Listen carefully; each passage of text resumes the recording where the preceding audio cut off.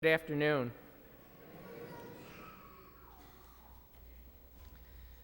In today's gospel, Jesus is concerned and asks his closest friends, his closest support group, "What are you arguing about on the way?" Just think about that for a few moments. Jesus, in his conversation with them, was confiding in his most 12 closest supporters and explaining what was going to happen to him. He was looking to them for support and their help to get him through his upcoming difficulties. Yet, the 12 were miles away from where Jesus was as they were discussing who was the greatest. Jesus handpicked these friends. They spent time with him, and they still did not understand him. I wonder if their lack of understanding added to Jesus' suffering. Thinking about that made me consider my own lack of understanding and inconsistent support of Jesus, and pondered just how that has added to his suffering today.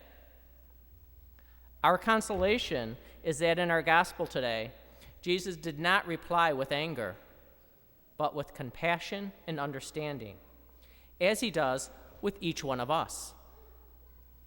Jesus explains to his disciples and to us that if anyone wishes to be first, he shall be the last of all and the servant of all. To explain what he means, Jesus takes a child in his lap and says to the group, "Whoever receives one child such as this in my name receives me." While this is an example we may think we understand, we need to put it in context and ask ourselves if it had the same meaning in the time of Jesus. This may be difficult for us to comprehend because at that time, children were nobody.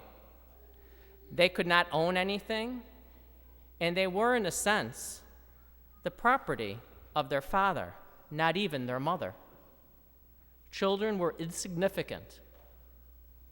What Jesus was explaining to his closest friends was how to be one of his disciples, and he did this by saying they must become like a child, the least significant in the view of society of that time. As I understand this, if one wants to see the face of Jesus, we must look into the faces of the people who are viewed as insignificant and even overlooked in our society. A wonderful modern-day example of this is Mother Teresa, who did this every day during her life. Jesus' words challenges each of us to overturn society's standards based on looking out for number one, ourselves.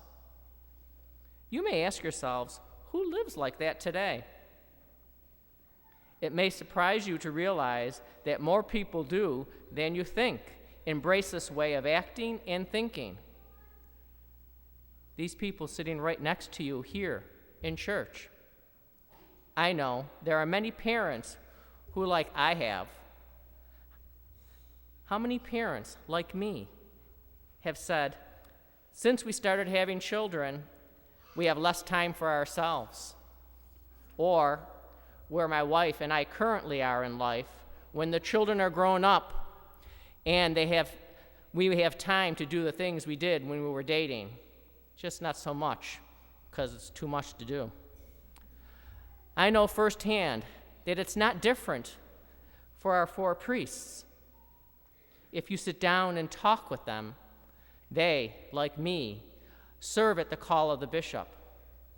This means that if the bishop asks you to do something, you do it. If the bishop needs you to do something to promote God's kingdom, you don't hesitate. And as we all know, Father Steve was only here a few months before the bishop asked him to help out on another project. So, now I ask you, would any of us parents or our priests exchange their lives with others who have greater leisure? Sure, We all might talk about it, even joke about it, but deep down in our hearts, we know we would not change, even if we could. I believe it's that, the commitment to serving others, that we are living out Jesus' teaching today in our world. If anyone wishes to be first, he shall be the last of all and the servant of all. Putting ourselves at the disposal of others, even those who may be considered a nuisance or insignificant, we encounter the one who had time for everyone, the one who was not concerned about his own importance, that he was willing to be handed over to people who would kill him, and he would raise from the dead on the third day, never to die again, to save each of us from ourselves. If anyone wants to encounter Jesus, just look for him in those everyone else ignores. It is in the overlooked, the neediest, the most forsaken that Jesus is waiting for you and me. Amen.